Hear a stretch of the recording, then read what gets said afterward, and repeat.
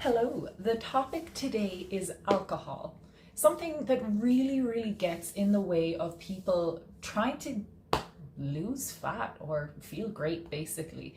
So, am I saying you shouldn't drink from the get-go? No, I'm not saying that.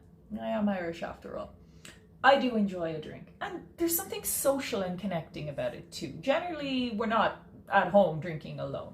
We're out, we're with friends, we're celebrating birthdays, we're high-fiving, we're sharing stories. So, no, I don't think that this is something that we should get rid of. Although, perhaps you will choose to. The thing is, it really does get in the way of goals. And if you do want to make your journey shorter and easier, then it might be worth considering taking it out altogether. But cold turkey never really works. It's very aggressive. So let's talk about what works and what doesn't. I recently had a conversation with a client about drinking. And it was interesting because what he took from it led him to take his drinking from a glass of wine every night of the week to just one night of the week. And in a very short period of time, I have seen this client lose incredible weight. So it does get in our way a little bit. I always remember my mum taking part in Weight Watchers. And as my mum doesn't drink, she was so surprised that every woman in the place struggled, and she kept getting the awards for losing the most weight, losing the most weight, losing the most weight. And she's like, I'm just eating what they tell me to eat, kind of thing. But the difference was the other women in the group were drinking. And so it's very likely that when we drink, we also make some other less than ideal choices. I know if I go past 2 drinks in a night, I want to eat so bad. And I do, because you don't have the inhibitions to stop you. So outside of that, so it does slow down the process of actually losing fat, and it makes you feel bloated as well.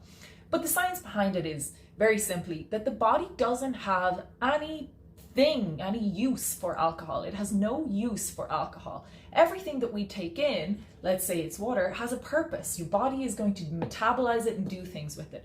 But in the case of alcohol, the body doesn't have a use for it. And in fact, it hijacks everything else that your body is trying to do, such as build muscle after a workout, because it needs to get rid of this toxin. It is literally a toxin as far as the body is concerned. It is a poison. There's nothing for it to do. Therefore, the only thing we can try to do is get rid of it, break it down. So your body will abandon anything else it doesn't have to do, and it will take care of that alcohol. Now, a lot of research has been done on, okay, what is the amount of alcohol I can actually drink without going towards or causing metabolic issues? And the answer is 2 drinks per week. Now, that is a generalized number, but women can get away with drinking less. Generally, we have smaller body sizes, but I want you to take away from this that you can definitely have 2 drinks a week without it causing you any issues. But I do want you to consider the fact that it takes time to get alcohol out of the system, and the only thing that is going to do it is time. Now, from experience drinking, I know that also hydrating in between drinks does help, and not taxing the body too much, because you are maybe having a drink, adding a glass of water, then having another drink. So allowing your body time to get rid of some of that alcohol and also hydrating. So giving it that time is a thing I bring up because if you drink later in the evening and then you're trying to go sleep, the alcohol is still trying to be handled by your system.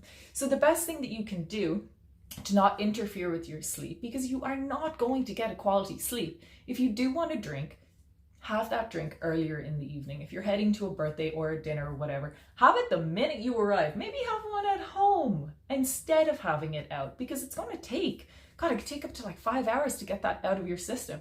If you have that drink at 9 and want to be asleep by 10:30, you very likely are going to wake up feeling pretty crummy because of the fact that that alcohol is still being processed in your body. If you're someone who's already training, you know how important sleep is, especially if you're over the age of 25. We need sleep to recover. All the good stuff happens when we're sleeping. But that is defined by whether that sleep is quality or not. And one of the things that gets in the way of that is alcohol. So no, I'm not saying quit drinking at all. If you have something you like, by all means, keep it up. But being aware that particular choices might be slowing down your path. Like beer is going to be worse, wine is going to be worse than opting for something that maybe is just a carbonated, kind of a bubbly style of something mixed in with a spirit. But you've got to enjoy it, you know?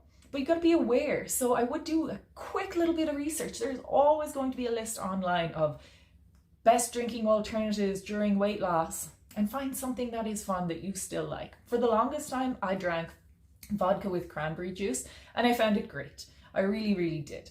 I don't like to be very restrictive because I don't respond well to that, and many people don't, but guaranteed there is a way for you to find a drink that you like.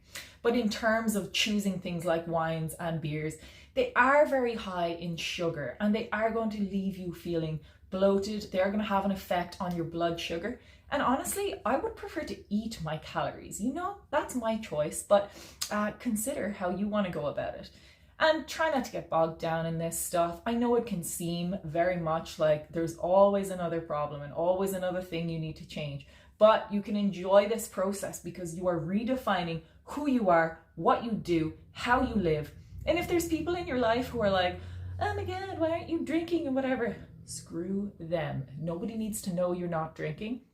And you can always say, I'm on medication. It's a funny thing. At home in Ireland, obviously we're a drinking nation, but if you weren't drinking, you were either on medication or pregnant. And it's so funny. But people don't need to know you're not drinking. You could be having a ginger ale and it could look like a whiskey ginger ale.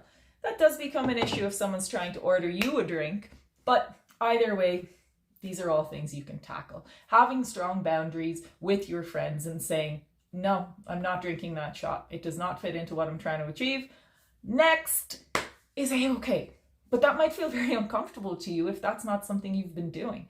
But eventually, when the muscle is building or the fat is dropping and you appear happier, more glowing, anybody who gave you judgment before is going to be asking, what did you do? Even though they already know. So consider setting limits, or maybe times that are best for you to have a drink in your week. And the thing is, the less you do something, the more you enjoy it. So that is a thought to consider. I hope it helps.